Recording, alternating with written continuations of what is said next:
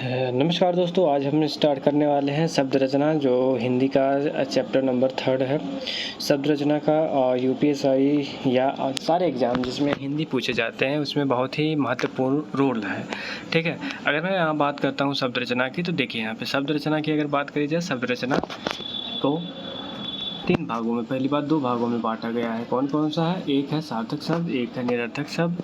अब सार्थक शब्द का तो ठीक है मीनिंग होता है, निरर्थक शब्द का तो कोई मतलब ही नहीं होता था, तो इसलिए निरर्थक शब्द को का कोई पार्ट नहीं है। लेकिन सार्थक शब्द को भी 3 भागों में बांटा गया है। एक है प्रयोग के आधार पर, एक है रचना के आधार पर, एक है उत्पत्ति के आधार पर। ठीक है, अब प्रयोग के आधार पर सार्थक शब्दों को बांटा गया, एक विकारी शब्द, दूसरा है अविकारी शब्द। ठीक है, वहीं अगर मैं बात करूं और तो यहाँ पे देखेंगे आप रचना या बनावट के आधार पर भी इसको 3 भागों में बांटा गया है। एक होता है रूढ़ शब्द, यौगिक शब्द, योग रूढ़ शब्द। बाकी अभी इनको एक्सप्लेनेशन आगे हम पढ़ते हैं। वहीं उत्पत्ति के आधार पर भी इसको 4 भागों में बांटा गया है, तत्सम, तद्भव, विदेशी एवं संकर। ठीक है, और विकारी शब्द की अगर हम बात करते हैं तो विकारी शब्द को 4 भागों में बांटा गया है। एक होता है संज्ञा, सर्वनाम, क्रिया विशेषण।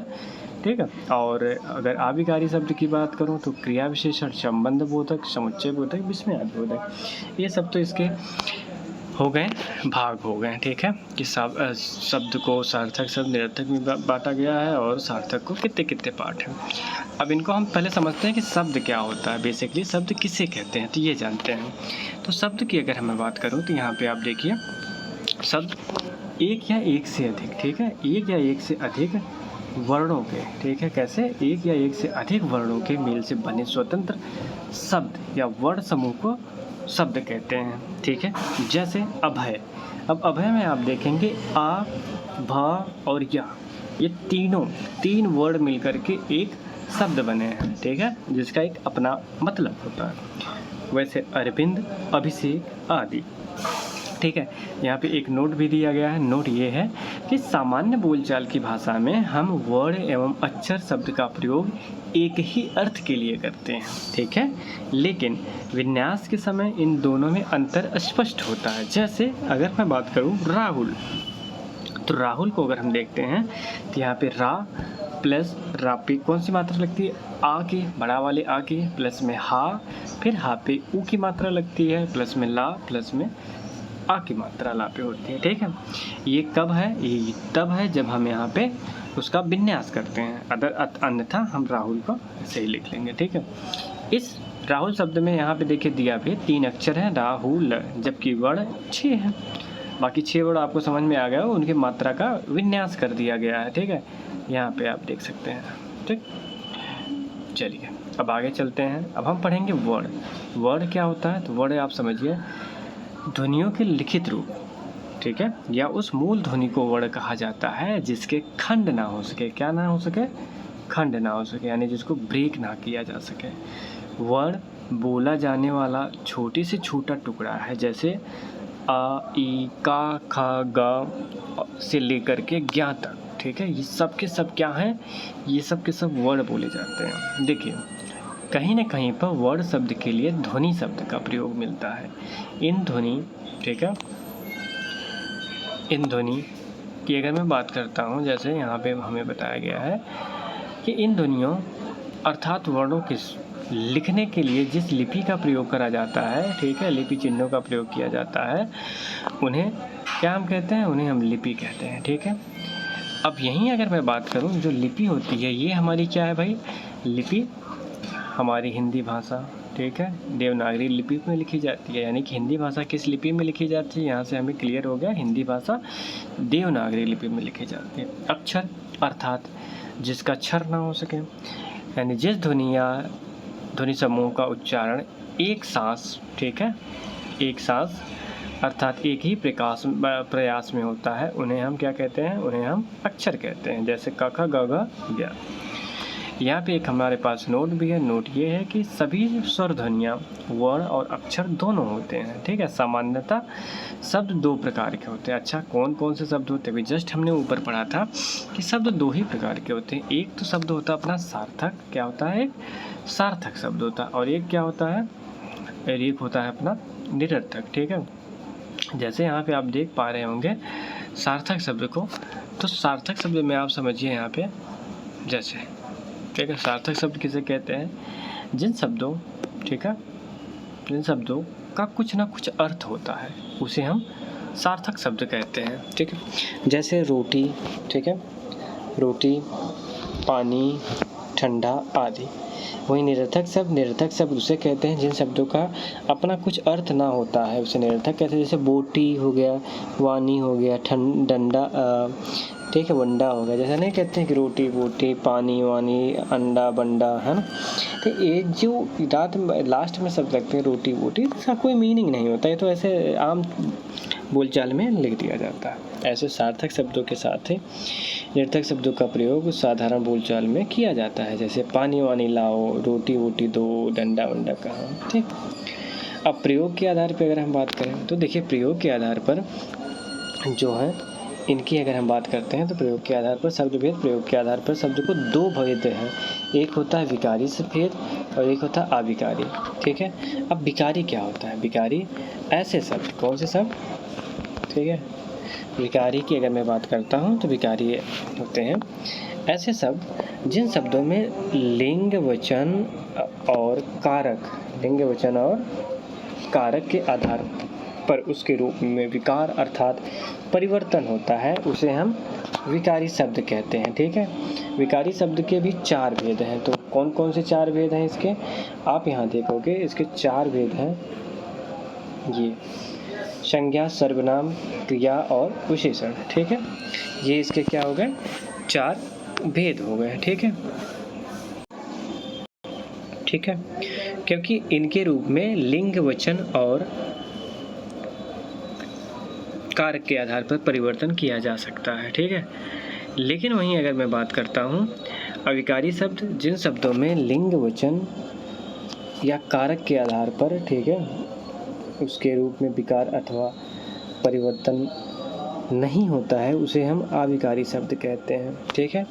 अविकारी शब्द के 4 भेद होते हैं, ठीक है। 4 भेद कौन कौन से होते हैं?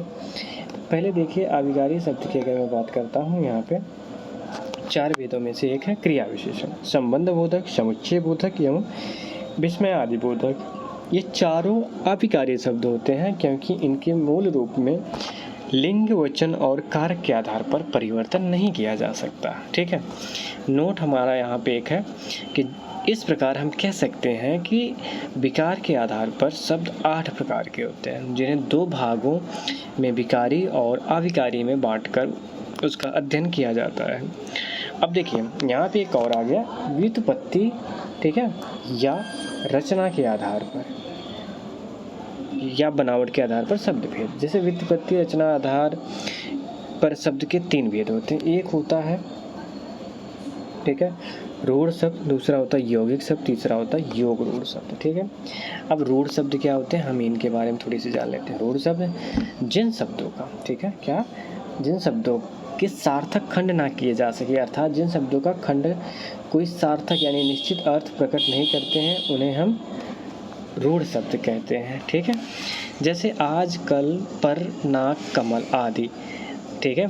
यहाँ पर आप देखोगे आ और जा, का और ला, पा और र टुकड़े के रूप में कोई सार्थक अर्थ नहीं प्रकट कर पा रहे हैं, लेकिन अतः इस वजह से ये क्या हो गए, निरर्थक हो गए, ठीक है। ऐसे यौगिक की बात अगर हम करें तो ऐसे शब्द, ठीक है, जो 2 या 2 से अधिक, क्या, ऐसे शब्द जो 2 या 2 से अधिक, ठीक है, ऐसे शब्द जो 2 या 2 से अधिक शब्दों के मेल से बने हों वे यौगिक शब्द कहलाते हैं। इनके खंड सार्थक होते हैं, जैसे विद्यालय, विद्या प्लस आलया, आलय, हिमालय, हिम प्लस आलय, पुस्तकालय, पुस्तक प्लस आलय। वहीं योग रूढ़ शब्द की बात करें तो ऐसे शब्द जो यौगिक तो होते हैं किंतु अपने सामान्य अर्थ को ना प्रकट करके किसी परंपरावश विशेष अर्थ को प्रकट करते हैं, ऐसे शब्द योग रूढ़ शब्द कहलाते हैं। जैसे पंकज, पंकज का मतलब होता है पंख प्लस जा, जहाँ पंख का अर्थ होता है कीचड़ और जा का अर्थ होता है जन्म, अर्थात कीचड़ में जन्म लेने वाला। ऐसा कौन है, कमल। वैसे दूसरा नंबर है दशानन, दशानन की अगर मैं बात करता हूँ, जैसे 10 प्लस आनन, यानी जिसके 10 सिर हों, अर्थात रावण। अन्य उदाहरण की अगर मैं बात करूँ, जैसे जलज, लंबोदर, चक्रपाणी, मूलधर, ठीक है। अच्छा, बहुव्रीहि समास के उदाहरण योग रूढ़ शब्द होते हैं। इसका क्या मतलब हुआ, जितने भी योग रूढ़ शब्द होते हैं ये सब क्या होते हैं, बहुव्रीहि समास के उदाहरण होते हैं, ठीक है। अब हम यही दूसरी बात करेंगे कि उत्पत्ति के आधार पर शब्द भेद। तो देखिए, उत्पत्ति के आधार पर शब्द के 4 भेद होते हैं। तो कौन कौन से 4 भेद होते हैं, तो शब्द के 4 भेद होते हैं, तत्सम, तद्भव, ठीक है, देशज, विदेशी, ठीक है, ये इसके 4 भेद होते हैं, ठीक। तत्सम शब्द, तत्सम का मतलब होता है तत् प्लस सम, अर्थात तत्सम शब्द का अर्थ होता है उसके समान।